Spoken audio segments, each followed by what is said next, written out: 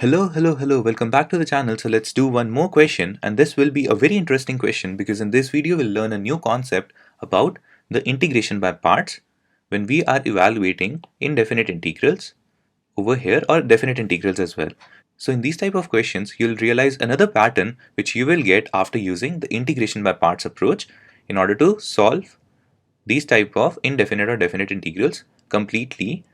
So now when we look at this expression, at first it doesn't feel like that we'll use integration by parts over here, right? But the basic hint that we can get from this case, from this integral, which will convince us to use integration by parts is that indeed in this integral we have to calculate the integral of sine of log x. So first of all, in order to solve this question, we'll first go over all the concepts that we have studied so far, right?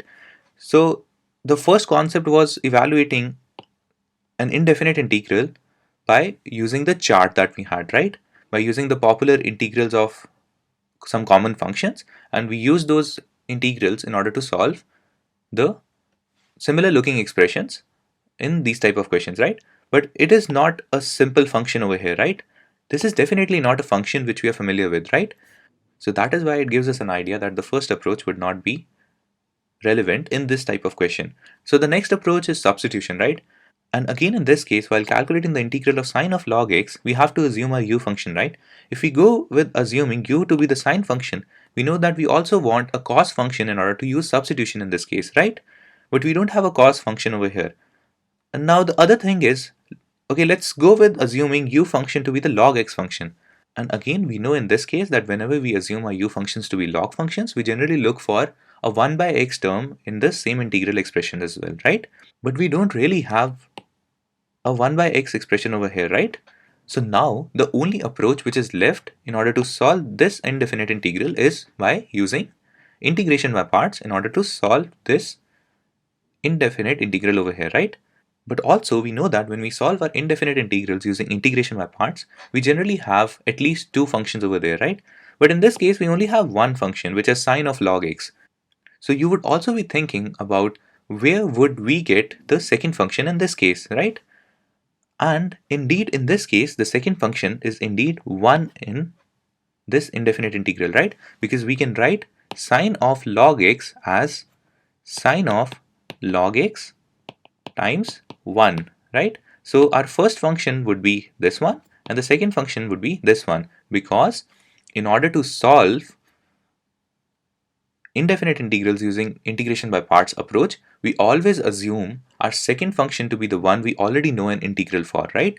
So if this concept is not very clear to you at this point of time, I would highly suggest you to first watch my previous videos on integration by parts in order to get the full idea about why are we assuming the second function to be 1 in this case and the first function to be sine of log x in this case. So now let's go with this one.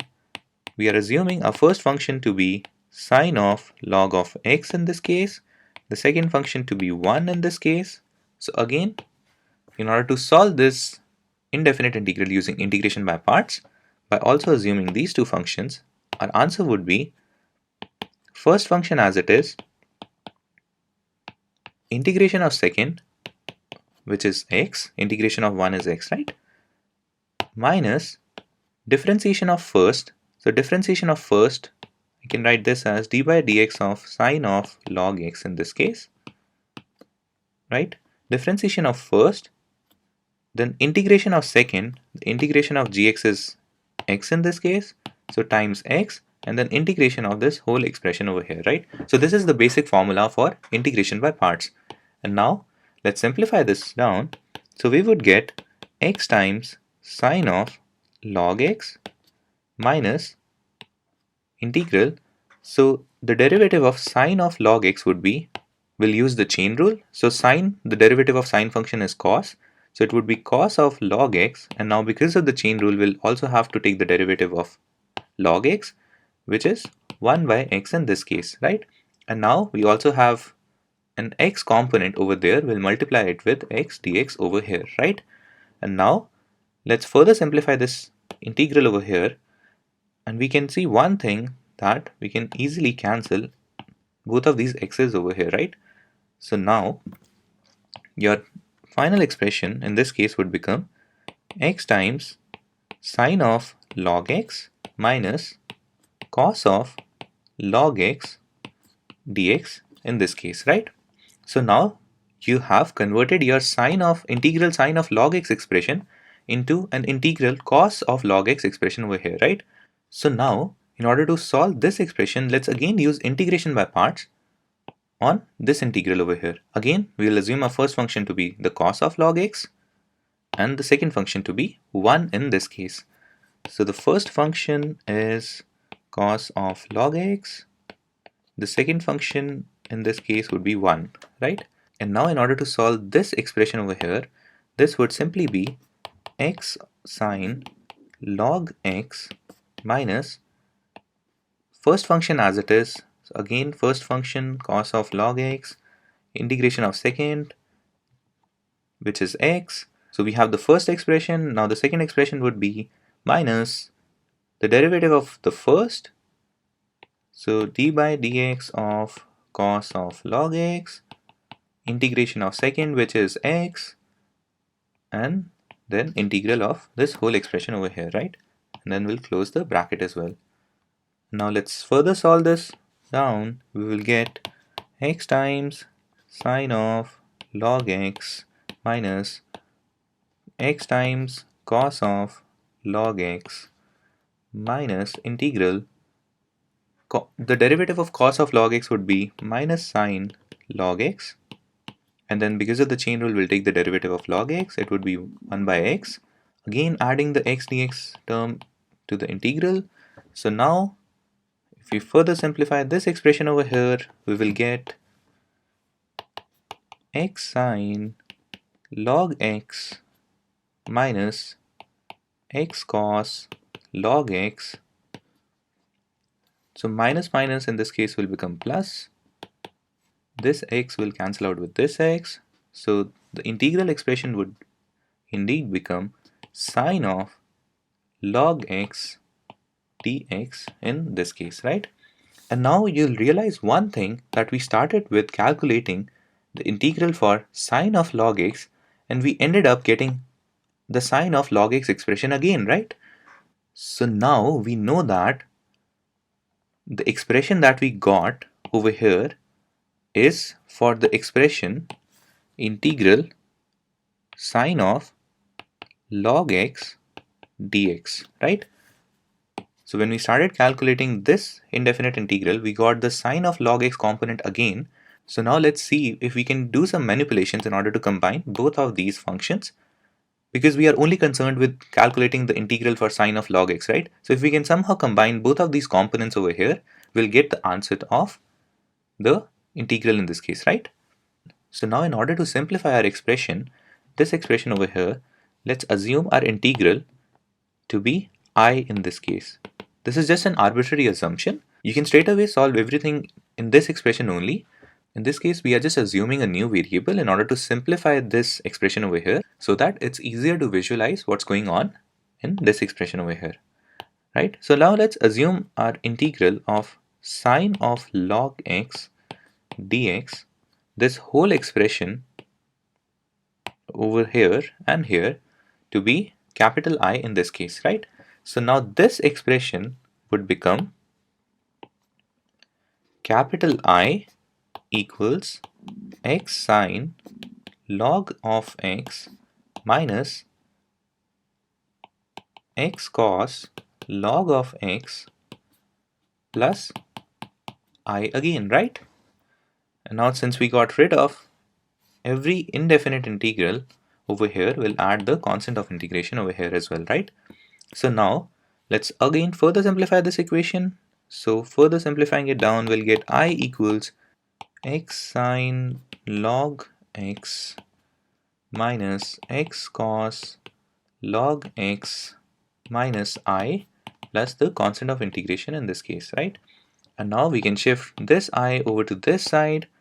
So the integral would just become 2I equals x sine log x minus x cos log x plus c in this case, right?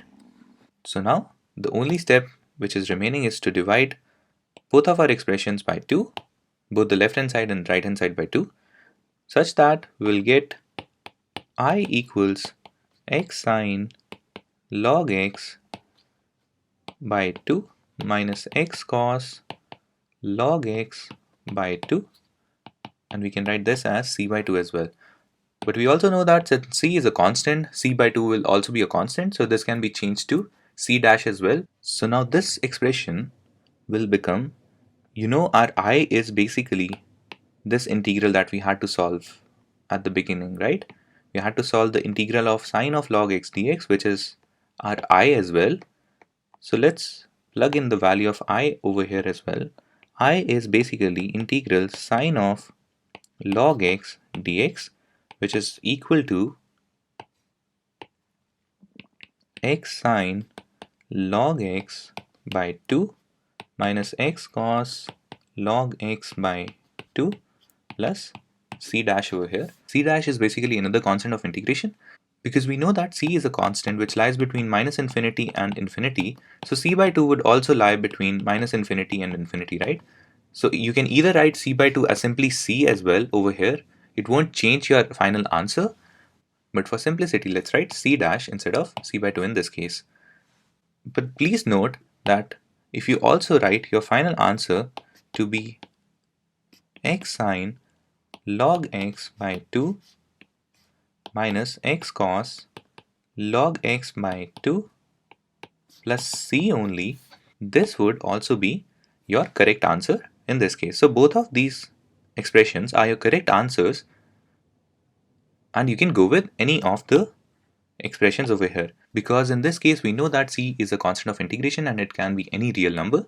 So it doesn't matter if you write c by 2 or simply c, they indeed have the same meaning in indefinite integrals expressions over here, right? So that's it for this video. Again, the main takeaway from this video is whenever you have to calculate indefinite integrals of this form, when you know that you cannot use the basic approach to solve the indefinite integrals and you cannot also use the substitution approach, you can always assume your first function to be the complex function and the second function to be 1 in solving these type of indefinite integrals over here, right? And the other important point is basically whenever you are using integration by parts approach, there can be some circumstances when you'll get the original integral again in your integral expression over here, again in your final answer expression over here. So that can also be the case, and examiners indeed love to give you these type of problems in your midterms and final exams. And the basic approach to solve these type of questions, when you have the original integral expression again in your final answer expression, you can always assume your integral to be I if that makes things simple for you, and then you can always manipulate your final integral expressions in order to solve for the original integral expression that you have in these type of questions.